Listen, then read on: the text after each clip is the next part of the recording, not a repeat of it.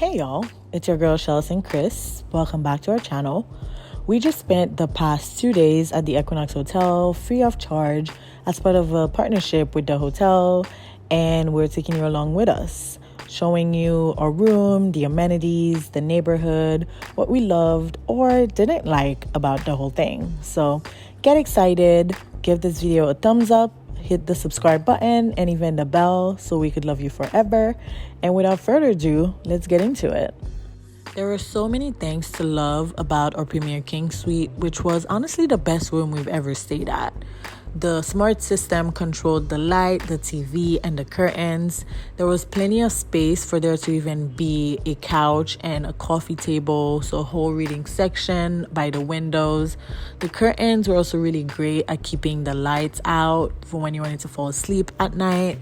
And lastly, it was just so well designed and the noise insulation was excellent. I don't think I've seen a hotel do a better job at keeping the city sounds away, but also protecting you from music that your neighbor might be playing.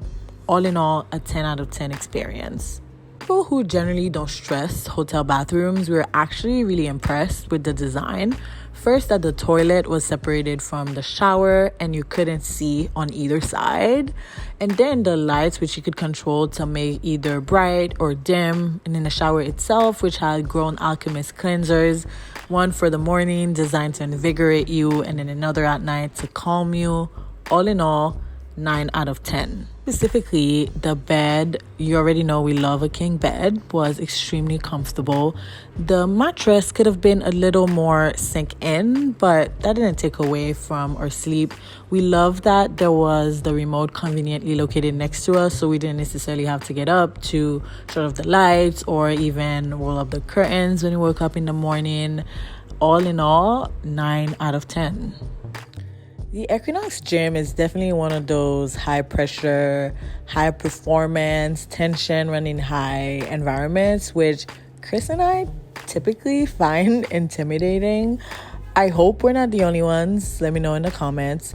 But they have all the equipment you need to run a treadmill, lift weights, stretch, do cardio, what have you. But I still find that it's a culture of looking at the other person, focusing on your goals. It's sort of like productivity on steroids, which is fine and we still got to work out in. But I still would prefer structured classes than going to a gym personally. The outdoor pool will make you feel kind of like royalty with this majestic view of the vessel. There was a lady from Broken Coconut, the restaurant, who offered us free rosé, so we definitely enjoyed that, although I don't know if it happens that often. Broken Coconut, as it is, was only there for a few weeks, so it seems they rotate places. Even though it was generally chilly, we still had some good moments, just resting and spending time with each other. When it got too cold to stay up there, we eventually switched to indoors. They have a large pool you can swim laps in, as well as a cold plunge and a jacuzzi. I will say there are a lot of guys there. In the 2 days that we went, we found ourselves often being the only girls. Still, we didn't let that intimidate us, and I even did the cold plunge.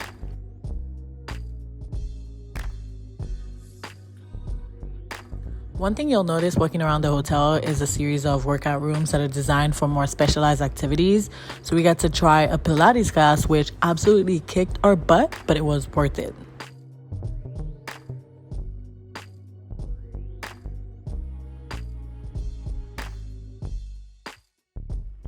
One thing to know about the Equinox Spa is that it's extremely competitive. We didn't get to try a massage because they were fully booked for the weekend, but we did get to try the infrared sauna.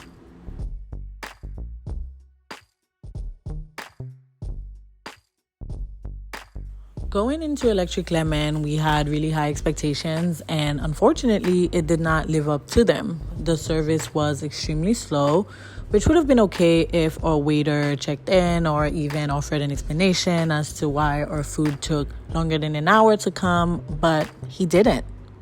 Then the food comes and it's underwhelming at best. For a $42 branzino, I would expect more flavor. Same for the $55 ribeye, which was overcooked and extremely charred, almost inedible. I feel if a restaurant will command these high prices, there needs to be one aspect of it. If it's the service, the taste and quality of the food, that's extremely memorable or excellent, and the hotel just didn't meet any of these points, which is why it was the least enjoyable aspect of our experience, and we give it a 5 out of 10. Hudson Yards is a place, I'd say, designed for tourists or people in transition, with high rent modern residencies and more than 100 shops, galleries, and 3, 4, 5 dollar sign restaurants. It's a place of extreme wealth and luxury. So not surprisingly, this is where the Equinox Hotel would be located. There's easy access to the subway, and transportation is generally easy with lots of cabs, the West Side Highway being accessible. It's good to have that context when you're visiting. We did enjoy our staycation there, but to be honest, this isn't necessarily where we felt most comfortable. In line with the neighborhood, the Equinox Hotel tends to cater or attract a specific demographic, typically high earners, white, male, slim, which is tied to the reputation of the gym. It does offer a service that is well above the average and on par for the price, with just the quality of care and the personalization and just how many resources they have.